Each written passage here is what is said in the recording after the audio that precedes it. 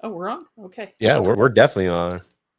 Hi, welcome to Steph Lucas Live. It's nice to have you here. So we have some clips of Brian Holmes this week on KTVB as he did his special report. Yeah, this was very special. Here you go. Gozer the Traveler. He will come in one of the pre-chosen forms. During the rectification of the Voldrani, the Traveler came as a large and moving torb. Then, during the third reconciliation of the last of the McKettrick supplicants, they chose a new form for him, that of a giant slore. Many Shubs and Zools knew what it was to be roasted in the depths of the slore that day, I can tell you. Gozer the Traveler. He will come in one of the... Excellent reporting from KTVB this week. There you have a clip of Brian Holmes reporting on the Idaho Freedom Foundation, the real boogeyman in Idaho, I suppose. We'll be discussing that. We will also be talking with Dustin about some of the headlines that have made their way around the state that he and Wayne debunked last night, but I figure we talk about it here. And we also might get into some education news, as well as how many times this week the Idaho Freedom Foundation was featured in Idaho Ed News. It's on the way. Steph Lucas Live.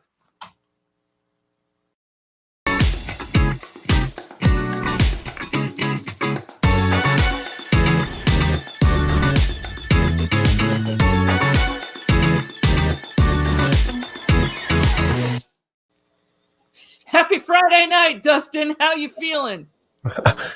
I've had a great week. It's been fantastic. You have a bit of a cold. I do. But other than that, it has been a terrific week. You've actually raised quite a bit of money this week. Mm-hmm. Thank you, Brian Holmes. Thank you, Morgan Romero over at KTVB. It's funny. I have one liberal friend, which is probably a mistake, and he got at me today. What's that? They always turn on you. I know from experience. Yeah, he got at me today. He's like, you must be having a rough week. I said, excuse me? He's like, yeah, the press has just been trashing you. I'm like, we hated their material so much that we posted it on our Facebook page, bro. Like, the only thing that was wrong, the only dirt they had on us was my fine that I paid last year for the illegal lobbying, which was a stupid mistake on my part. But the whole crux of their story was IFF plays the game better than everybody else, and they're good at it. That's the game, and they're conservative. That's the entirety of KTVB's complaint. That's it. Pretty much. What they didn't cover is how long the Idaho Freedom Foundation has been around. It's been a while. I noticed that you have pretty much a whole bunch of Johnny-come-latelys that decided to jump on the bandwagon. You have the Idaho 97% that take Idaho back to junior high or whatever those guys are. And their main goal is to tell everyone how much they don't like you. So I heard that you cannot sit with the Idaho 97% if you don't wear pink on Wednesdays. You can't sit at their table. And the other one, I'm not quite sure yet. They're very new. But they're after you guys. Nobody brought that up. So it looks like you guys did it first, and you're doing it best. And we are going to talk about some of the headlines. I don't know if you have some of the headlines to bring up. Well, let me just point one thing out for those who actually bought into anything that Morgan and Brian had to say last night. It was really interesting. There was a moment where they were laying out our sins finally, and they were actually getting into some of the dirt. And Morgan said, Idahoans are concerned about IFF's activities too. There have been 4 complaints filed with the Secretary of State's office about IFF's activities. At least I looked at the paperwork, and I couldn't tell on 2 of them, but at least 2 of them were filed by the same guy.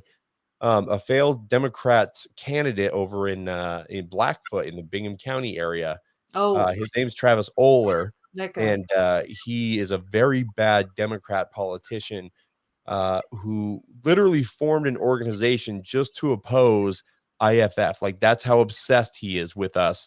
And interestingly enough, you didn't hear this, but because the reporting was so bad. But interestingly enough, Travis Oler sent out a fundraising letter for, I think his group is called like Hold Idaho Accountable or whatever the hell that means, right? Yeah. And he sent out a fundraising letter, and who did he send it to? He went down the lobbyist list of the Idaho Lobbyist Corps and send it to everybody on that list. What does that tell you? It's the lobbyists and the special interests who oppose us, and who he thinks he can hit up for money. And I don't know if they donated. My sense is no, because like Travis doesn't actually do anything except file bogus complaints. But right. So it's amazing how the Idaho Freedom Foundation actually provides jobs for people like Travis as a nonprofit. So I think that's very impressive. And you guys are bringing jobs to Idaho. Good for you. I didn't think about that. I kind of wish we Trying didn't. to find a silver lining here. Yeah, because it's just annoying. It's like I don't have to spend a ton of time dealing with that, but every once in a while I'll have to, swat Oh, the it's good that they've fly gotten away. fundraising off your plate, right? I mean, you have enough to do as Yeah, vice president and communications director, and they're yeah. kind of doing the fundraising part for you. They did that with Corey DeAngelis. They did that with the KTVB report last night. Oh yeah, It's it's impressive fantastic. stuff. It's impressive stuff. We had I don't know the number right now, but we've raised serious cash off this. And guys, it made us stronger. And we actually had a ton of people email and say, hey, I didn't know about your organization, or I've seen you just here and there and I didn't know what you did, but what you do sounds pretty freaking awesome. And I actually made a meme, or had my designer make a meme today of what Chuck Winder said about us, which is something to the effect of, IFF is more of a political movement than a think tank. And I think he meant that as an insult, but dude, that was high praise. That was high praise, because that's high praise. But I doubt Chuck Winder could write the amount of research that the IFF has on really important topics. So you're still a think tank, no matter what Chucky says. Yeah, but absolutely. in the meantime, all right, and compliment. And it's there was absolutely no introspection by anyone in this piece. Like no, Brian Holmes piece. Yeah. Brian Holmes did this piece where, or at some point he took the mic and he said, hey, people need to be accountable to the press or whatever. And it's like, you never asked yourself why none of the conservatives ever talked to KTVB about this piece. You need to ask that question and really search deep, Brian, and really think about what happened there. And it's not just because if he get that calendar off his head, like we played in the first clip, right? He might be able to. Well, and the other person who did no introspection is Chuck Winder. Why does IFF exist? Why do people feel the need to have a conservative organization holding supposedly conservative Republican lawmakers accountable? It's because they failed for so long and people were so fed up by the bull crap they're fed on a daily basis. I have so many people who again, they find out about our freedom index and they're like, hey, this is the coolest thing we've ever seen, because I kind of had this deep sense that something was wrong with my state lawmaker, whoever it might be. Scott Syme comes to mind, but I didn't really know how to quantify it. And your freedom index really helps me understand that these guys aren't as conservatives as they think. So there's absolutely no self-reflection, no self-awareness by these guys. We benefit from it because we get to knock them down a notch every once in a while and have some fun with them. Well, what I thought was telling is, I thought this was funny as well, is they were very concerned in this report about the lack of transparency with the Idaho Freedom Foundation, because you wouldn't turn your bank accounts over to KTVB. Weird, huh? as if they are entitled to that. Can you? Yes. Can you talk about that? Well, that's the funny thing. Everyone always knocks us, and I understand it. Like, I was a reporter once. I'm still a political activist. I know how this game works. I get it. But what I'll say is, if an organization is in fact, I'm actually doing one of these right now. If an organization is participating in Idaho politics, I want to know who they are. I want to know who they're funded by, et cetera, et cetera. And it's a fair question to ask. But when we say, no, we're not telling you who we're funded by, that doesn't mean you get to go and make these allegations that, we're funded by big oil or big tech, or, well, probably not big tech. We're funded by big anti-vax or whatever. Like, you don't get to make stuff up. You just get to say, hey, here's the thing. And we're funded, 95% of our donations come from Idaho. I'm a 5th generation Idahoan. I thought it was 4th, but my sister did some genealogy and said, You're you're from you're way back. actually 5th. So I'm one of those. My opinion matters more than everybody else's because I'm 5th here, and I love this state, and I don't know where I was going with that because I did Well, spend that kind of night. You've been in Idaho long enough. You've seen Yeah. the changes, and your family has seen the changes as far as politics go. Now we have some slides here, and this is how, of course, as I say, There we go. lies sprint, the truth runs marathon. So here's basically a lie that's going to sprint. This is from KREM Spokane. They took KTVB's piece, and since Spokane on the border with Idaho, there you have it. So I need you to speak to this. I mean, I could, but I think you'll do a way better job than me. Idaho Freedom Foundation's lobbying practices under scrutiny. Wayne addressed this last night, but I thought Wayne was hilarious, by the way, with you last night. I highly recommend everyone watch that. That was great. That was fun. We had a lot of fun. Let's talk about this headline. So they took what KTVB did, twisted it this way. Let's talk about this legal gray area, Dustin. Okay, first of all, I've made this point a couple times, but I want to draw your attention to this. This headline was written almost word for word 8 years ago. 8 years ago by Betsy Russell. She wrote this crappy piece in 2013 that said something like Idaho Freedom Foundation's charitable status scrutinized. They use the word scrutinized. That's the operative word there, right? They don't own and it. There was nothing new in these pieces. Nothing. And again, it comes down to we don't like IFF, and they're damn good at doing what they do, so we need to look into them. And one thing that Wayne talked about is we don't make this publicly available because we don't care what the press seems to think about us. But we faced an IRS audit last year. Right. We went through that process, and I can tell you it's worse than sitting through a Joe Biden speech. It's more mind-numbing than that. It's the worst, right? That's bad. Yeah, it's worse than like listening to Butch Otter talk about limited government. It's just it's torturous, right? And Allie, our office manager, and excuse me, Devo gal, she's fantastic. She handled it like a champ. I mean, she had to come up with boxes and boxes of records. But she had to go through. What's that? But she had it. Yeah, exactly. And they cleared us. They completely cleared us and said, "Hey, you guys follow the rules. You guys follow the law." And so yes, our stuff does come under scrutiny. And Morgan Romero doesn't seem to understand that there is oversight in this sector. Right. But we cleared it. And I'm sorry if that's inconvenient for your narrative, but I don't know what to tell you. We operate within the rules.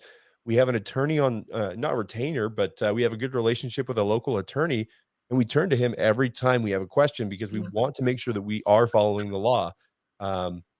So I don't know what to say other than sorry, I guess. I don't know. Same headline, different day. Same headline, different year in this case.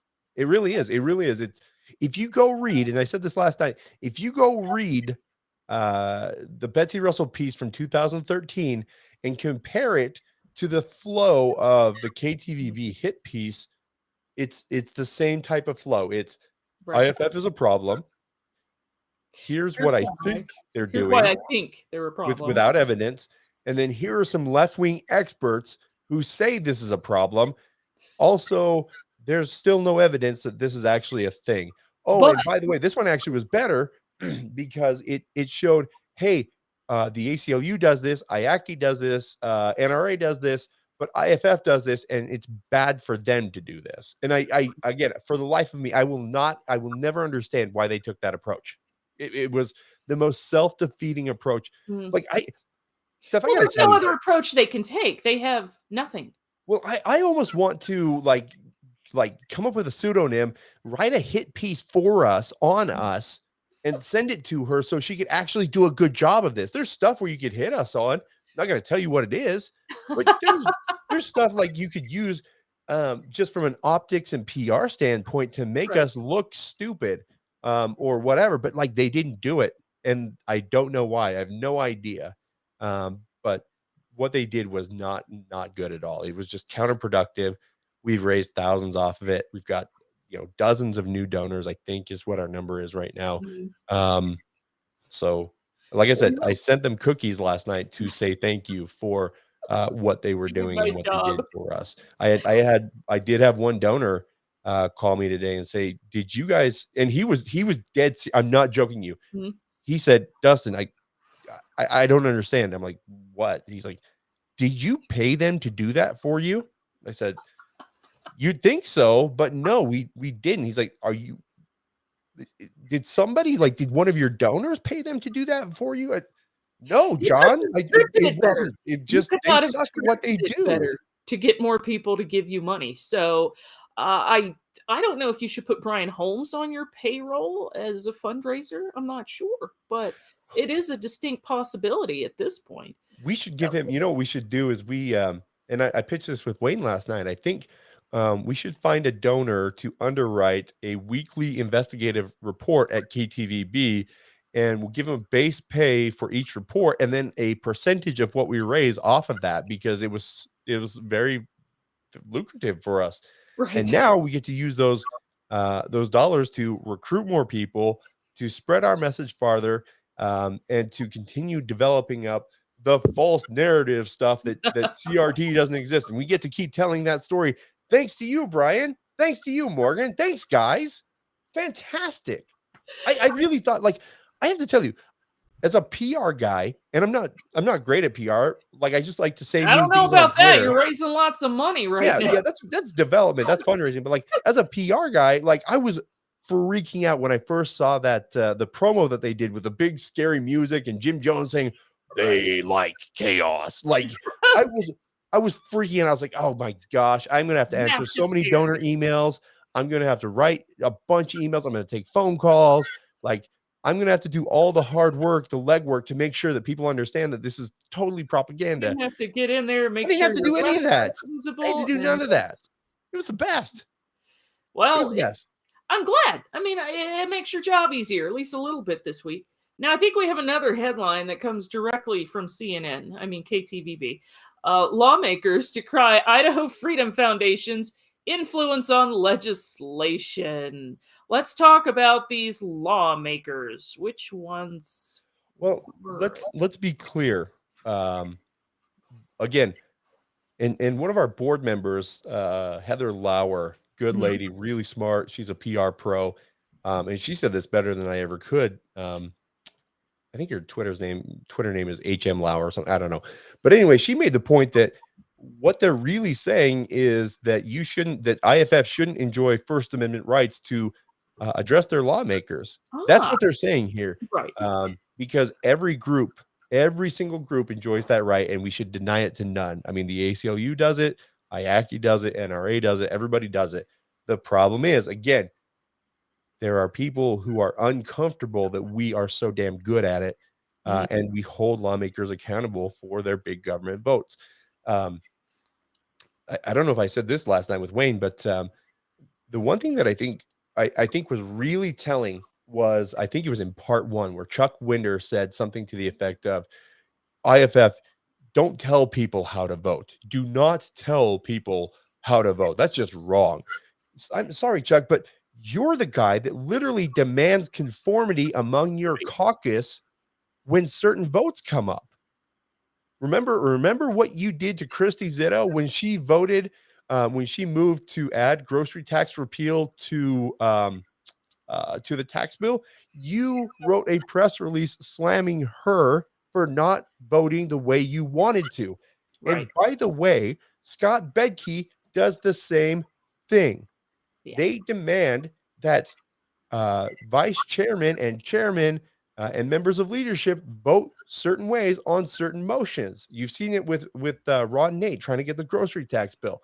They demand people vote the right way. So what they're saying is, they're actually saying, putting it through the spin filter and trying to, unpolitician it. They're saying, IFF, stop telling people how to vote so we can continue to tell people how to vote. That's what they mean, guys. Right. And nobody asked that, by the way. No one asked that. No one asked that. But again, what you have with the reporters at KTVB, I think, is just kind of an example of drive-by media. They're really not aware of the political landscape or the issues that voters have right now with their bills not being heard, their representatives not being allowed to have bills heard on the floor. They don't talk about that. Are they aware of it? I don't know. It's just juicy stuff because, again, like you've said, they've been after you guys for at least 8 years. Same old headlines, just a different year. And they're not going to talk about issues that actually affect what journalists like to call democracy. So there you have it. And I think that's a really astute point, Steph, which is there is a huge scandal in the Capitol right now. Mhm. It's happening in front of all of our eyes, but because Yeah. it's the conservatives being shut out of the legislative process with 25 bills in House Ways and Means Committee, grocery tax not receiving a hearing, conservatives being tarred and feathered rhetorically and in the press because they support grocery tax repeal. Nobody is talking about that except No. for Betsy Russell will write a smarmy piece about Ron Nate futilely tried again to derail the legislative process. No, what he did was he tried to fight for the people of Idaho, what the people of Idaho actually want to see in the Capitol. Yes. And it really is a scandal. It's not like It's just so Larry Craig strange. bathroom scandal, but it's a scandal, right? I wish I could take a poll of journalists, just journalists, and ask them if they really want a grocery tax. I mean, heaven forbid you try and make their taxes lower. How Well, odd is that? and even that, like even like they don't have to agree with us or with Ron Nate on the policy. That's fine. But guys, there's a problem here. They have reported on it's a regular thing. So there's the add the words bill that would add sexual orientation to the state's Mhm. discrimination laws, right? They continually report on how Republicans won't give that a hearing. And by the way, Republicans shouldn't. They're right for that one. But the press reports on that every single year, and it's been going on for 10 years. Sure. There's not a peep about the scandal that's going on with Bedke and Winder and Steve Harris holding this bill out and other bills and keeping the process locked down so that only blessed legislation Right. gets heard. We've Right. And heard that is not the process our founders gave us. It's no, not. no, and even Scott Bedke in 2014, Wayne dug this up a couple weeks ago, but Scott Bedke said the legislature is supposed to be an arena of ideas. It's supposed to be. Oh, really, Scott? Because that's not where we're at. No. We're in an oligarchy, and you're the oligarch. Right. That's But the thing. he doesn't see himself that way. I don't think. I'm just not No. sure if he's I'm not sure where he's at, but I do know that bills are being held in committees. And I spoke with Representative Armstrong yesterday. We had a chat about this. And he says it's been frustrating for him as well to not, he says there's plenty of bills that aren't being heard, that aren't out of committee. It's extremely frustrating for legislators. So he's brought that up as well. And he doesn't think it's right either. So, Well, then where's he voting? Because he's not standing with Ron Nate. well, he did bring up Ron Nate and how Ron Nate stands up every morning and asks about that grocery tax bill. And I said, love it. good. I support him on that. Keep going for it, Ron. And I am bothered by journalists like Betsy Russell saying that it's another futile effort. Really? You know what? I don't think of words like futile when I think of that. I think of words like courage. Yeah. Oh, yeah. And Absolutely. it's a battle of wills right now. And Bedke's met his match with Ron Nate. Oh And my gosh. And the thing I love about Ron Nate is that he'll do it and he'll do it with a smile on his face. He just enjoys it so much because yeah, number one, that's the libertarian streak in him where it's the come and take it attitude or the don't tread on me attitude where it's like I'm I'm gonna stand my ground and you can come be a tyrant, but I'm gonna stand my ground and fight you on this. right. And he's just a happy warrior about it. Yep. And he pointed out, I think it was a week ago when he was doing this. He's like, I know there's tension in this room. I know you guys are tired of this. I know that a lot of you hate this, but I'm going to keep doing what's right. And there are not many lawmakers in that body or in the Capitol that have the fortitude to do what Ron Nate is doing. He's doing what Yes. he believes is right, and he's using the process to do it. And good for him. Good for him. Freedom's a messy process, guys. Nobody said it was nice and neat. That's how I Yeah, feel about that. So, absolutely. and Ron Nate's well aware of that. So, this headline, and there's more slides if you want to get into that, but we can keep focusing on this. Oh, this one was Oh, good. this one's good. This popped up in Idaho Ed News. That's Randy. Randy would like you to know that the Idaho Freedom Foundation pushes for a new welfare program. Now, let's back up because this leads into what's he talking about? Education choice. Yep. Right. So Yep. you were saying on Wednesday, I said, geez, Idaho Freedom Foundation's in Idaho Ed News, something negative at least once a week. And you said, Steph, how about every day? I said, Yeah, it really is one today. Sure enough, here we go. Here's Randy. So Randy's trying to set up Education Choice as a welfare program, which would probably go with his school of thought because it says here he's the director of social work at Boise State University. Are you surprised? Yeah, no, not surprised at all. What was really interesting to me is at the bottom of the article. We can talk about the article. There was nothing really substantive about it other than the fact that he said, if we get education choice, I'm going to send my kids to a CRT school. Right. You literally just made our point, dude. We have been saying for about a year that people at Boise State are in the tank for CRT, want it in the classroom, want it, spread throughout all academia, through public schools. Just made our point, bro. And I don't know what to tell you. Like, that was the worst cell phone I've seen in a while. And it's interesting. Public schools are a welfare program, absolutely a welfare program, because they're designed. First of all, they're not necessarily designed for educational excellence. There is some there in certain hotspots, but they're more babysitting clubs than anything. That's a welfare handout because it allows both parents to go to work. That's the definition of welfare, Randy. Right. And it's also welfare for local businesses who get rich off government contracts and who build buildings, who provide transportation services and textbooks. But all of a sudden, when we want dollars to follow the kids, it's a welfare program for families. No, it's the Constitution says we have to provide a good education. Well, it doesn't actually say that. We have to provide an education for Idaho kids. Okay, but that doesn't necessarily mean that it has to be done in a public school building. It doesn't have to be done by a public school teacher. It just doesn't. And to suggest that it does is dishonest. And this guy is just afraid that kids won't go through the propaganda to propaganda pipeline that we've created, and that they will start to learn and think for themselves.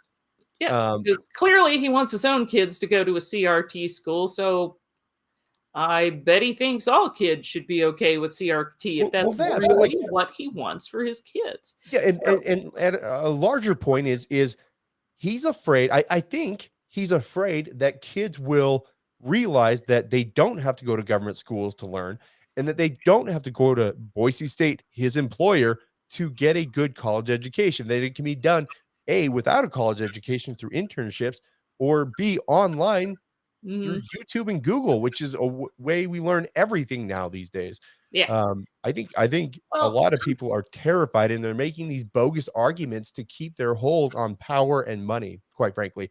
And I would remind you, this is a welfare program for Randy too, who is employed by the government. He's taking a government check to provide services, and he wants it to stay there. He wants his money to keep flowing. Yes.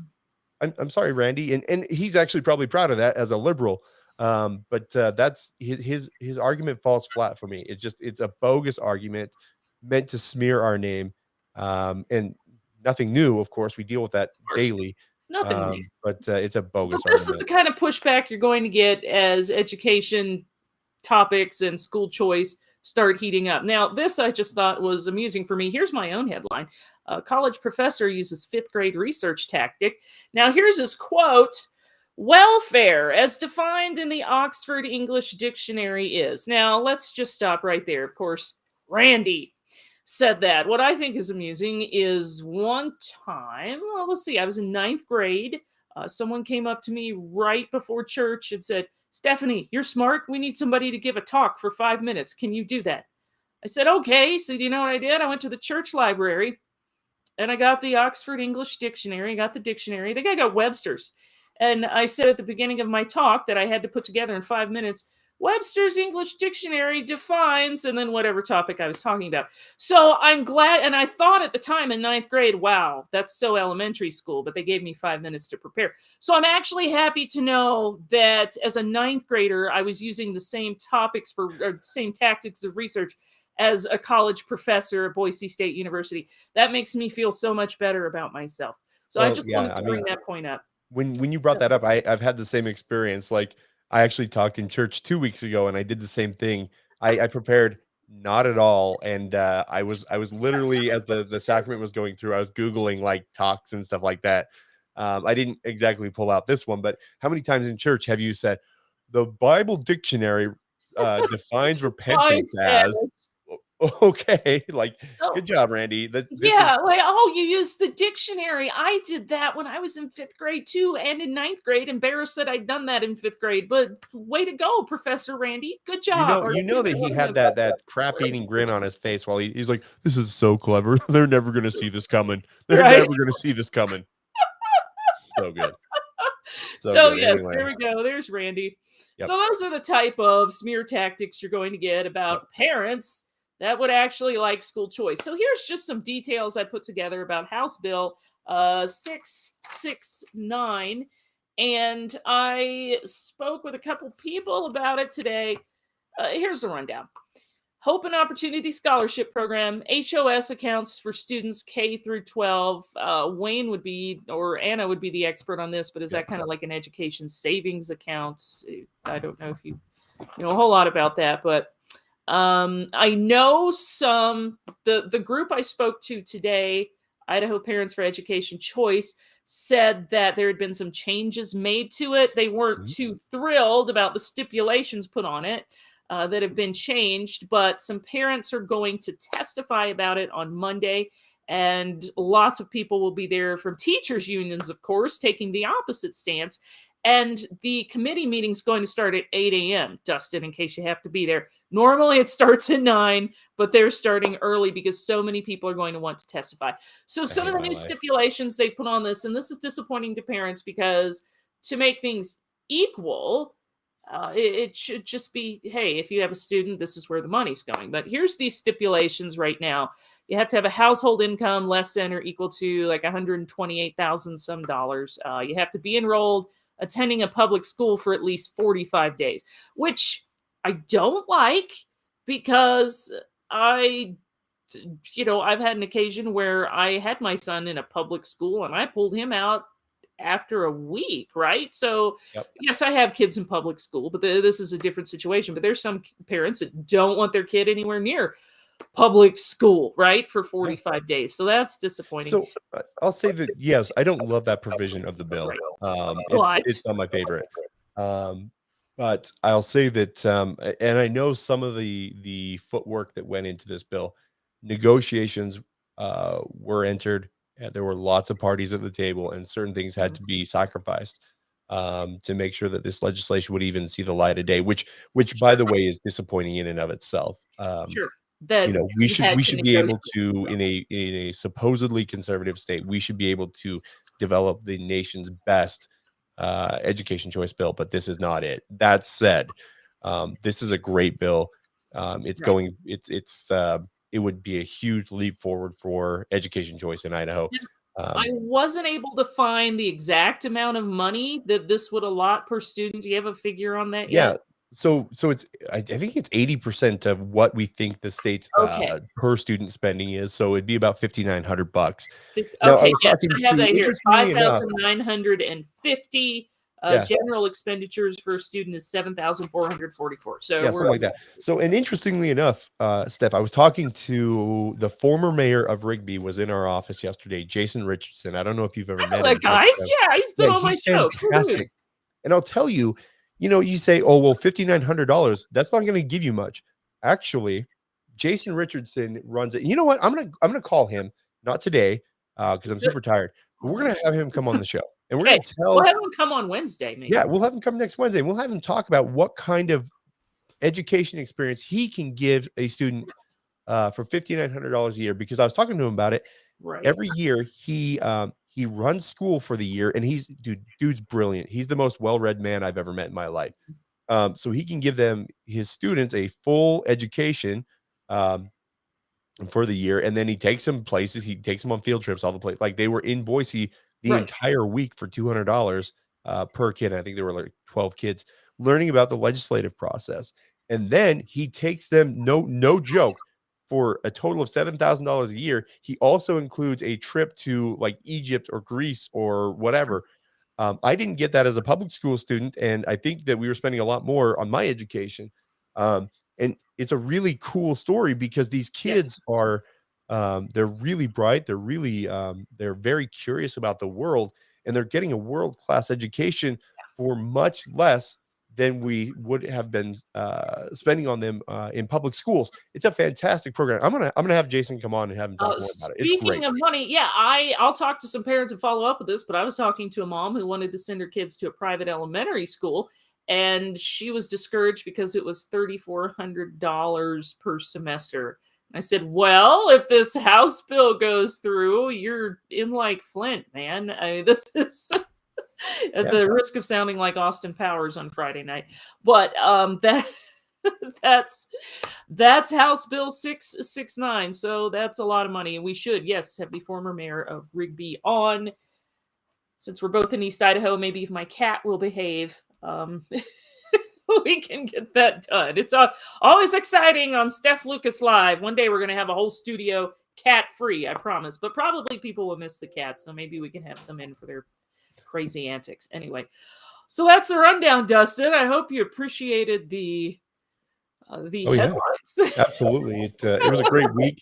Now, I will say there are some key votes coming up over the next week. Let me think. Oh, the budget committee is setting the college and education budget, and we're going to see if they are willing to hold the university president's feet to the fire on the social justice. Are they coming back? Are the university presidents coming back? What's that? Are the university presidents coming back at all to JFAC? Nope. Darn, I was so hoping for more from Marlene Trump. I just appreciate that so much. Yeah. With what she has to say when she says absolutely nothing at all. It's fantastic. And it's funny, we're going to see, and Fred's going to talk more about this. He did a great Fiscal Fridays with Fred today. If you haven't seen that, go look at that. Right. It's about how we're balancing our budget on the back of all these federal dollars that have flowed into the state, and how it's a mirage. It really is a mirage. And but then we're going to see astronomically high spending this year. And very few lawmakers are going to go against it because they want to get out and campaign. They want to go out, and going against the spending means, another day here at the Capitol that they can't be out campaigning. And I think they want to have those talking points for elections. Like, oh, I put money into mental health, $50 million. And I kind of think, well, my mental health's being really affected by property and grocery tax right now, because seriously, and I'm not even joking, that's a big stressor for mental health. Is money issues. That's the number one that I've spoken with some experts about. And I don't think, it just looks really tone deaf at this point. But those are some major bills. Yeah. And again, the thing that I hate in politics is hypocrisy. I can't stand it. And, I know that a bunch of these people are going to go and say they're going to vote for a 10 or 12% increase in the state budget, which is unheard of. Like, might be one of the biggest increases in state history. I'd have to ask Fred about that. But and then they'll go on the campaign trail and say, I am so fiscally conservative. And they'll say, we balance the budget, as if that's something to be proud of. And to be clear, it is in one sense. I mean, we are not Illinois, where we're pushing bills back into the next fiscal year just so we can look balanced. Like, we don't do that. But we're also not telling the truth about the financial situation in our state, which is pretty good, but it's all, again, based on federal dollars and the mirage of that money. So it's going to be a really interesting campaign year. But over the next week, pay attention to our Facebook page.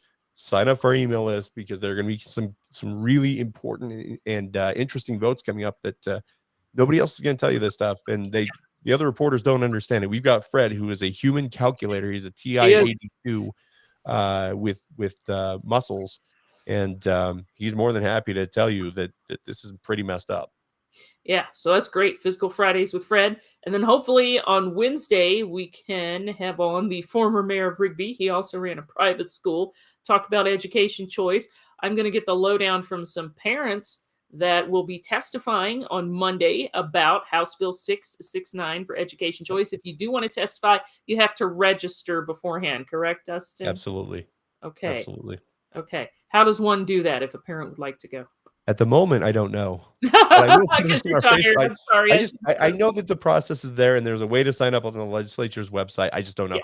My Okay, sense is go to legislative the website. legislature's website, look for the Right. House Education Committee, look for their agenda for Monday morning at 8 a.m. and do it that way. But like at this moment, I do not know. I will put it on our That's Facebook great. page, though. Yeah. So we've got that, and then Wednesday we'll be bringing up education, maybe have some clips of parents testifying, and then Ron Nate, he's still going to bring up that grocery tax repeal bill over and over and over this next week, I hope. So we'll keep an eye on that. And also on Wednesday, probably the KTVB thing, we might have some funny clips of you and Wayne discussing that yesterday, because if you haven't seen it yet, it's hysterical. Just go watch it. There were parts of that where I was like, oh, Wayne broke Dustin. He's laughing too hard. He's not going to be able to carry on. There was one moment where I couldn't stop. So it was great. Sorry All about right. that. Well, thanks everyone for joining us. We're going to think of some prizes, Dustin and I, this week. We'll get them to you coming up. But it's been an entertaining week. That's what I'm going to call it. Very entertaining week. Great fundraising week. Thanks, KTVB, for that. And we'll probably post that clip of Brian Holmes and his story, maybe, on IFF's website. Have a great weekend, everyone. Thanks for joining. See you, Steph.